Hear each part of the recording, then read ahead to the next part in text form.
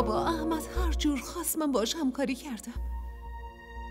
من اونجا دارم کار میکنم، خرج اون خونه رو من دارم میدم. با این وجود بازم دست رو بلند میکنه.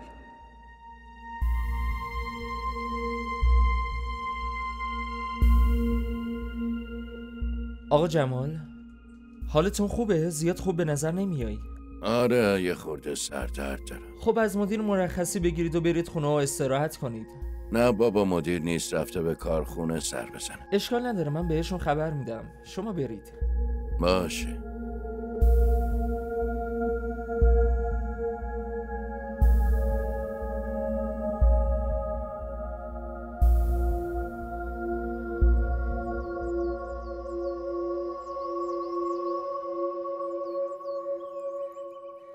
بده من بهت کمک میکنم. نه 2 دقیقه دیگه تموم میشه، تو فقط حرف بزن. راستش یه حرف خیلی خاص دارم که میتونم بهت بگم. واقعا؟ چه حرف خاصی؟ فرح دخترم سری بیا اینجا. چشم خاله اومدم، من الان برمیگردم.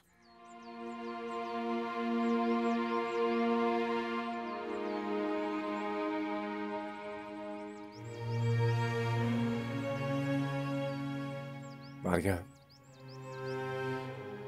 چه مشکلی داری؟ هیچ مشکلی. درسته تو دیگه ازدواج کردی. این خیلی خوبه که مسائل بین خودت و احمدو نمیخوای با من در میون بذاری. ولی مریم، ما با هم یه دوستی قدیمی داشتیم. ما مشکلاتمون رو با همدیگه در میون میذاشتیم. لطفاً بهم بگو که مشکل چیه.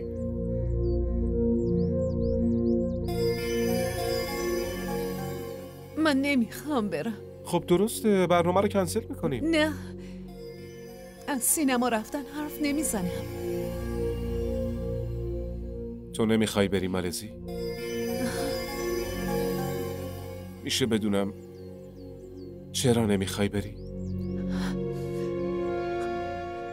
دیگه تحملشو ندارم. دیگه توانمو از دست دادم. من زنده‌ام ولی حالا روزا از مرده هم خیلی بدتره. من باشه خاله، نگران نباشید. اول صدقه میدیم بعد میریم بیرون. از صدقه حرف میزنه؟ آره این بار نباید فراموش کنیم وگرنه بدجوری دوام میکنه. باشه درسته. احمدم هنوز حاضر نشده. پس یه چایی برام میاری؟ وای از چای دست نمیکشی. از چای درست کردن خسته شدم. ممنونم. مریم. عرفان، لطفاً این حرفا رو به کسی نگو، باشه؟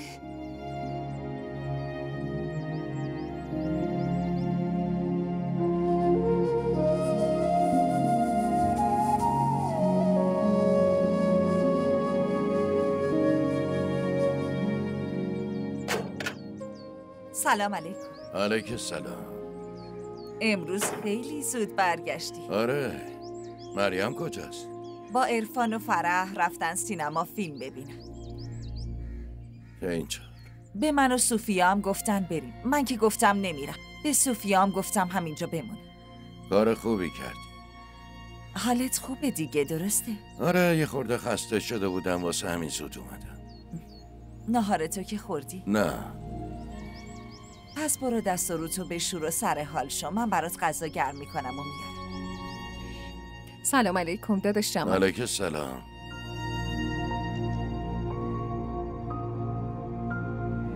چی شده؟ حال داداش جمال خوبه مگه نه؟ آره خدا رو شکر خوبه. یه خورده خسته بود واسه همین از دفتر زود برگشت. اتفاقی که نیفتاده نه؟ نه هیچ اتفاقی نیفتاده. خب تو برو بشین، من برم براش غذا گرم کنم.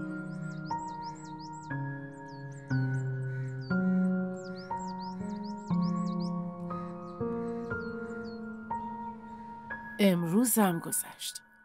نمیدونم اونجا چه اتفاقی افتاده. یه زنگم نمیزنه. مامان داداش اصلا به فکر نگرانی شما نیست. بذار این بار زنگ بزنه، من میدونم چطور به حسابش برسم. خب چرا خودتون به داداش زنگ نمیزنین؟ آره والا اینم حرفیه. خودم بهش اینم زنگ گوشی. میزنم. ایشالله که حال پسرم خوب باشه. مریم بره به درک.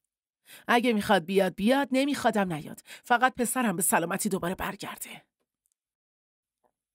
بر نمیداره.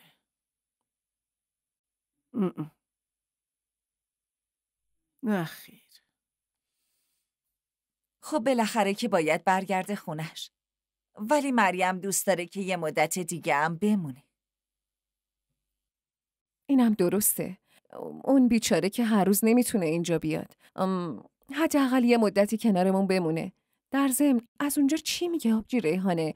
اون توی خونش خوشحاله؟ همه چی خوبه؟ آره، خوشحال، خیلی خوشحاله.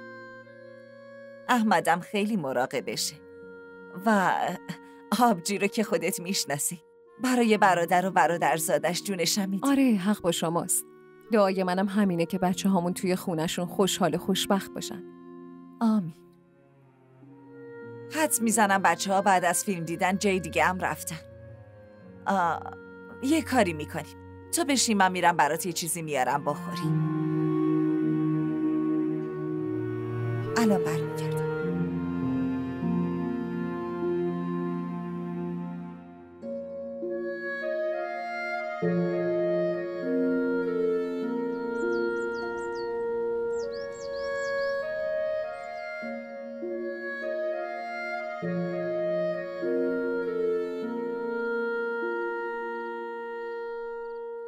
امروز شنبه است. برای شنبه بعدی بلیت بگیرم.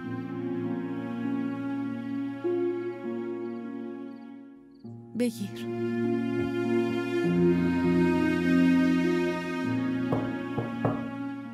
جانم، زنده ای، بفرمایید.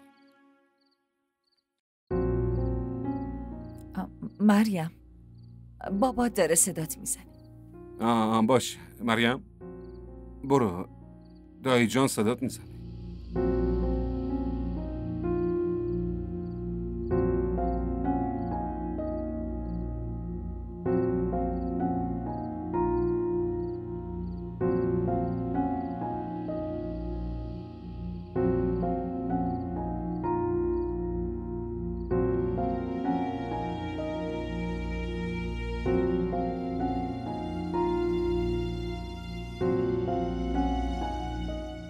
بله بابا. ببین مریم، اگه با رضایت خودت بری خیال منم راحت میشه، و اگر نه من خیلی دلواپست میمونم.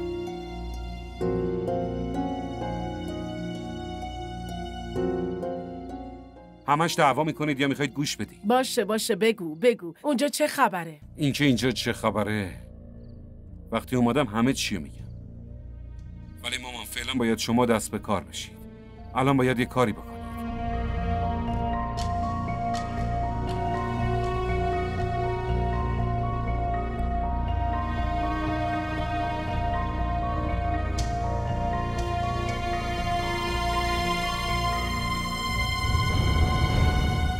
بابا شما نگران نباشین.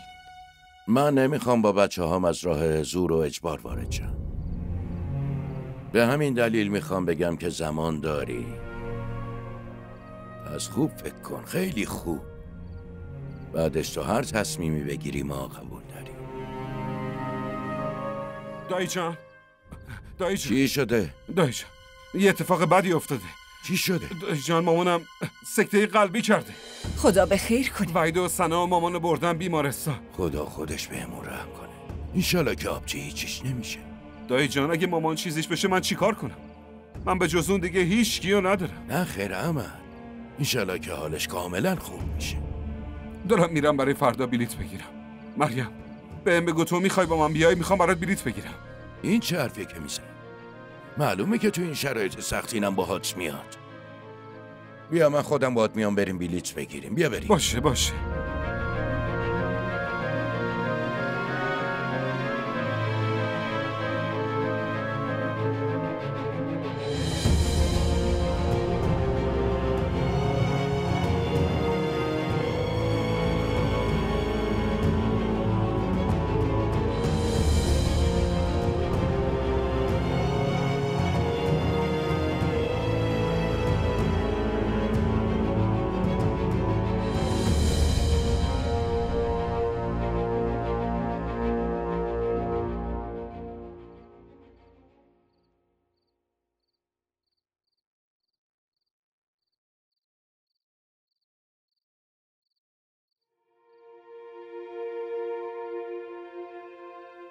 که اینطور به نظر میرسه فرح خانم هنوز حالش گرفته است.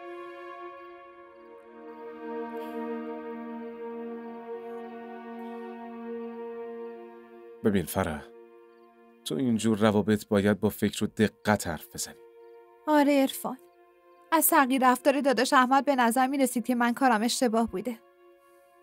ممنون، تو یه جوری حلش کردی. تو دیگه همسر منی، شریک زندگی منی. اگه این مسائل کوچیکو من حل نکنم، پس کی باید حلشون کنه ها؟ تو خیلی خوبی عرفان. یه لحظه. چی شد؟ یه لحظه، اینهاش. حرفتو میشه دوباره تکرار کنی؟ چرا؟ خب ضبط میکنم و بعدش به همه نشون میدم. خب یه لیوان چایی برام میاری؟ نه خیلی خوابم میاد، تو هم بگی بخواب. فردا صبح چایی میخوری، یالا بخواب. بخواب.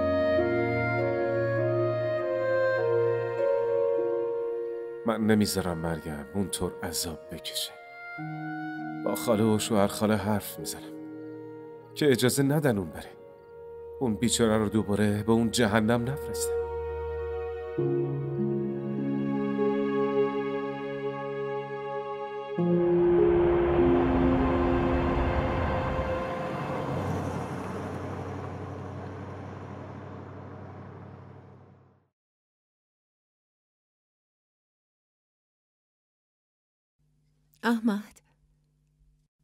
احمد چرا اومدیم خونه؟ باید میرفتیم بیمارستان، حال عمه خوب نیست. میری بیمارستانم میری. احمد داری چی کار میکنی؟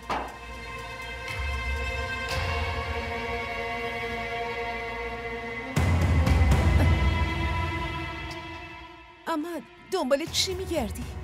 تو چی میخوای؟ خب این پاسپورت منه.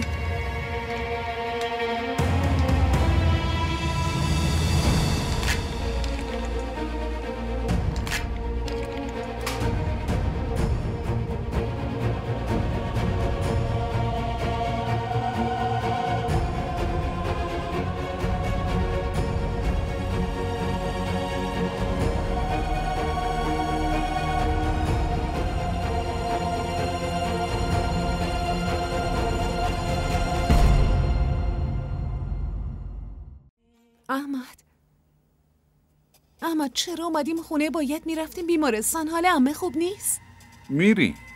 میری بیمارستانم میری. احمد داری چی کار میکنی؟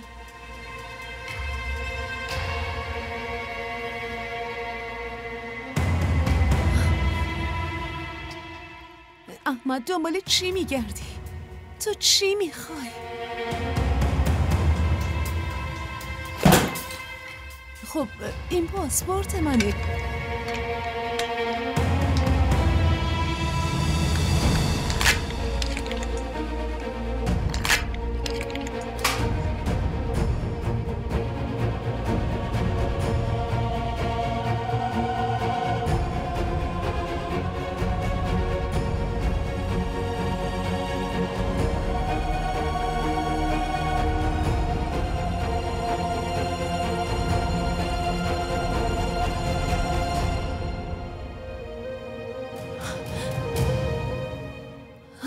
تو چی کار کردی؟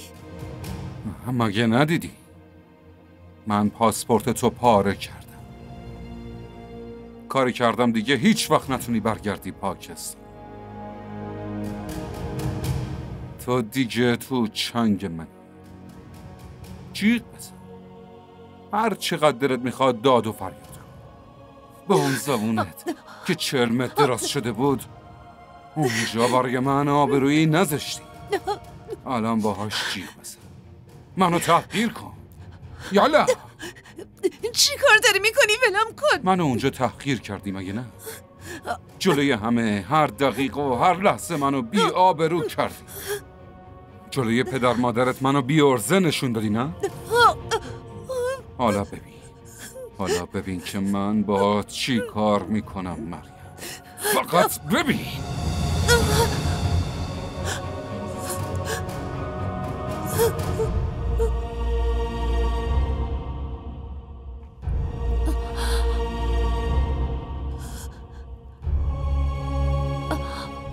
عمه شما؟ آره، من. تو انتظار داشتی که من سکته قلبی کرده باشم؟ نه؟ قلبم از حرکت وایستاده باشه؟ تو به بابای من دروغ گفتی؟ این نتیجه همون واقعیتی که تو بهشون گفتی. حالا هم بکش. اصلا جیغ بزن، داد و فریاد کن. دیگه هیچ کس نیست که بهت کمک کنه. عمه مگه بهت نگفته بود وقتی اونجا رفتی از اتفاقات اینجا هیچ حرفی نمیزنی؟ من کار میکنم، همه خرج خونه رو من میدم. اینقدر منو تحقیر میکنن که اصلا نمیتونم بگم. احمد هرچی گفتمش دروغ بود، فقط کاری کرد که تو رو از اونجا بیاره. اون خفتی که اونجا به خاطرت کشیدم انتقامه. همشونو ازت میگیرم مریم. فکرشم نمیتونی بکنی که چی کارت میکنه. تو به بابای من قول داده بودی که روم دست بلند نمی کنی. قول و قرارا بره بدرک. تو ما رو بدجوری عصبانی کردی. برای فراموش کردنش زمان لازمه. ولش کن. برو احمد، برو تو اتاقت.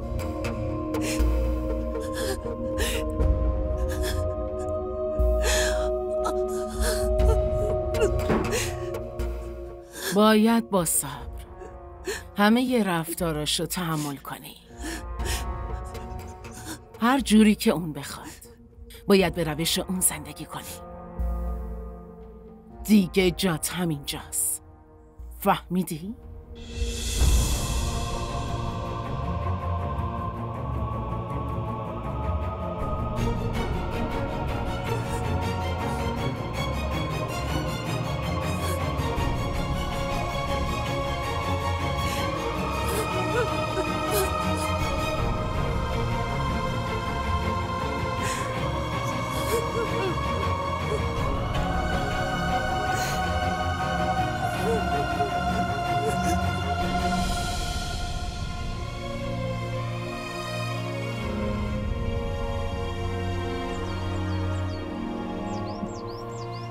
نمیدونم دخترم اونجا داره چی میکشه. خیلی اشتباه کردم. من از همون اولش نباید اجازه میدادم اون با احمد ازدواج کنه. جمال تصمیم اشتباهی گرفت. فقط به این توجه کرد که اون خواهرشه. هرچی اون گفت و هرچی شنید چشم بسته قبول کرد. کاش این ازدواج سر نمیگرفت. صوفیا خیلی با محبت و با علاقه زیاد مریم رو خواستگاری کرد. کاش مریم با عرفان ازدواج میکرد. اینطوری دخترم جلوی چشم خودم بود. ریحانه؟ ریحانه؟ وقتی بیدار شدی خب منم بیدار میکردی. راستش من... چی شده؟ چرا اینقدر ناراحتی؟ از احمد خبری نشد؟ نمیدونم حالا آبجی الان چطوره. بهشون زنگ بزن یه خبر بگیر که به سلامت رسیدن یا نه. الان بهشون زنگ میزنم، نگران نباش. باید با صبر همه رفتاراشو تحمل کنی. منم خیلی ازش عصبانیم ولی این چه بدبختیه دیگه. نمیدونم کی میمیره از شرش راحت بشم. کیه؟ خانداییه. جواب بده و سریع قطعش کن. زود باش. بله سلام علیکم دی جان. علیک سلام احمد. پسرم به سلامت رسیدی؟ بله همین چند دقیقه پیش رسیدیم دی جان. داشتم میرفتم سمت بیمارستان. حق با توه، برو. منو از حال آبجی بی خبر نذار لطفا.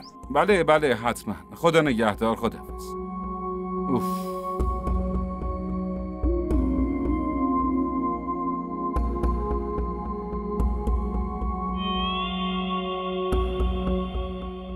اونجا همه چی خوبه نه؟ آره به سلامت رسیدن خدا رو شکر. من واقعا خیلی دلواپس مریم.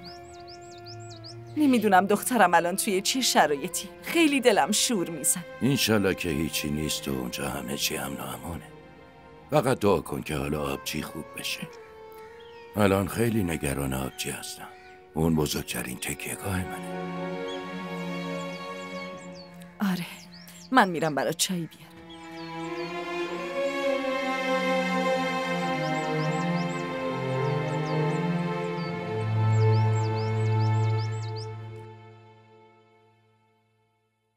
فکر کردم شاید امروز از شرکت مرخصی بگیری. آره همین برنامه رو داشتم ولی از شرکت زنگ زدن یه مشکلی پیش اومده مجبورم برم. در ضمن خاله اینجا بود خونه پر رونق بود. بعد از رفتنش خونه خیلی سوت و کور به نظر میرسه. یه کاری میکنم میرسونمت خونه خاله اینا. برگشتنی از سر کار میام اونجا پیشت. اینطوری احمد و زنداداش هم اونجا میبینم. وحید راستش من با مامان تلفنی صحبت کردم. اون میگفت دوتاشون خیلی خسته بودن. همین چند دقیقه پیش خوابیدن.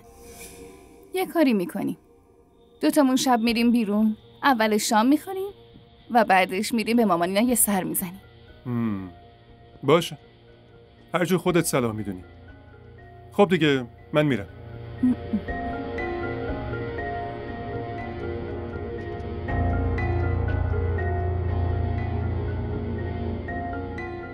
چقدر دلم میخواست بدو برم اونجا و با چشم خودم ببینم که مریم چه حال و روزی داره.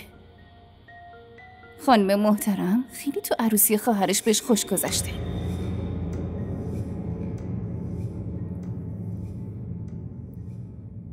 خب امروز قراره کجا بریم؟ هر جا که تو بگی. ولی عرفان من حتی اسم جاهای خوبم بلد نیستم. واقعا؟ پس یه کاری کن. بهم اعتماد کن. تو رو یه جای خوب میبرم. باشه.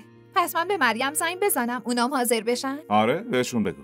در ضمن احمد حاضر شدنش خیلی زمان میبره. پسرم احمد و مریم دوباره برگشتن. کجا رفتن؟ راستش آبجی مسعوده سکته قلبی کرده. احمد و مریم با پرواز دیشب برگشتن. شما با مامان حرف زدی؟ آره مامانت بهم گفت که خیلی سکته خطرناکی بوده. بیچاره احمد خیلی نگران بوده. واسه همین سری بلیط گرفتن و برگشتن. من به مامانم زنگ میزنم. بزن.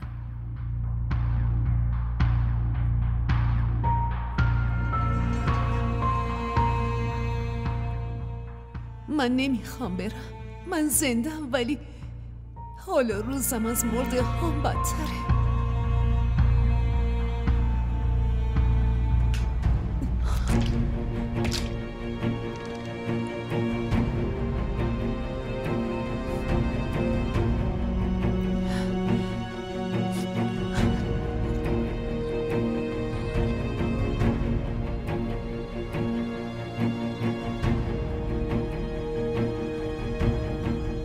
گوشیمو پیدا نمی کنم. همینجا گذاشته بوده. یعنی کجاست؟ اینم گوشی. دیدید؟ بهتون گفته بودم که اون گوشی داره. بهتون گفته بودم. اونطوری که شما فکر میکنید اون مظلومه، مظلوم نبوده. نه، الان روشنش نکن. باید روشنش کنم ببینم شماره کیا توی این گوشی. پسرم، همونطوری که تا الان با صبوری تحمل کردی امشبم تحمل کن. وقتی فردا سر کار رفت اون وقت گوشیشو چک کن. باید سر به زنگا گیرش بندازیم.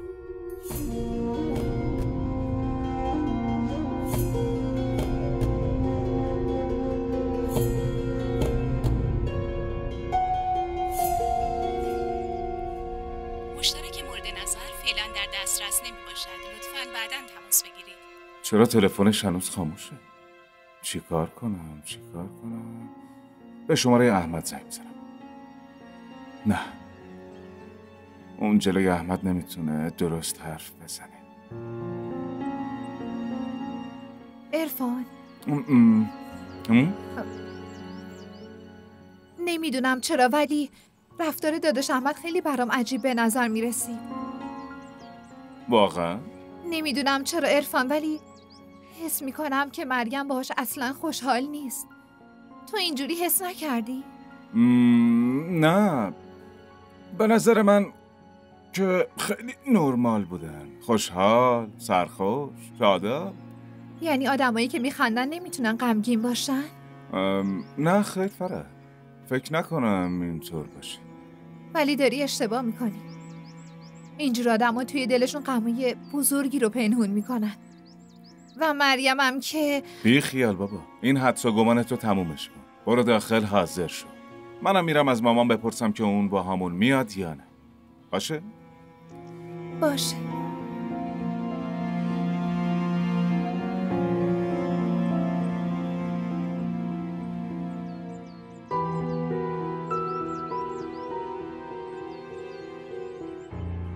داداش کار خیلی خوبی کرد که پاسپورت مریم رو پاره کرد.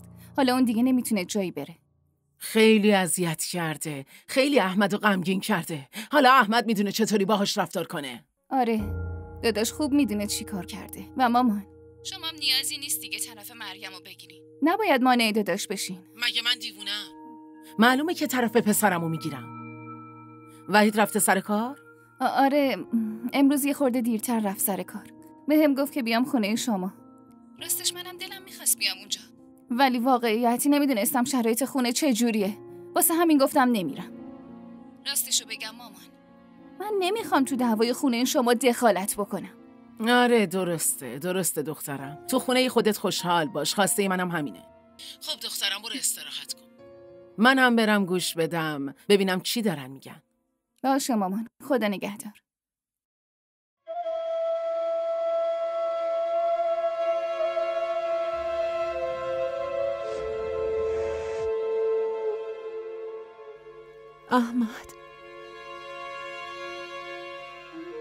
احمد خودت گفته بودی که اتفاقی که بین ما افتاده رو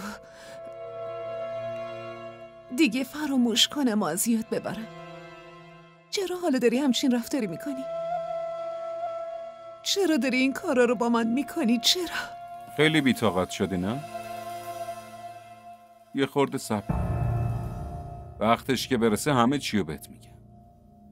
احمد، من دیگه به هیچ کسی چیزی نمیگم. هر چی تو بگی رو حرفت حرف نمیزنم. اگه میخوای کار کنم خب به کارم ادامه میدم احمد، ولی خواهش میکنم این رفتارتو با هم درست کن.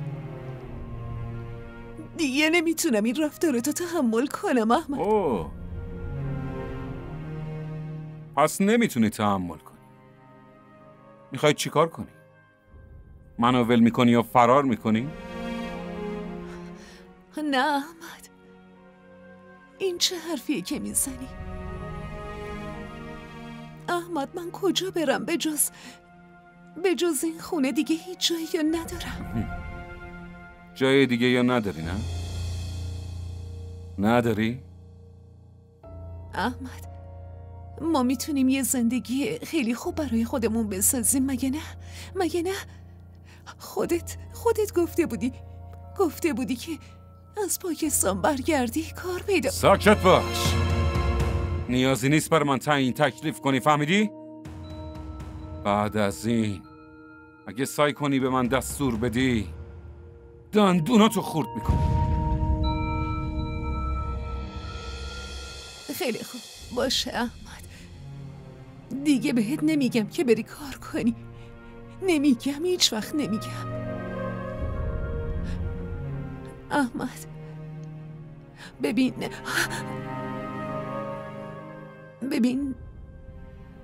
لطفاً بذار با مامان بابام حرف بزنم. اونا خیلی دلواپس منم، فقط یه بار بذار باشون حرف بزنم. هر وقت که این عقلت سر جاش اومد اون وقت میذارم حرف بزنم.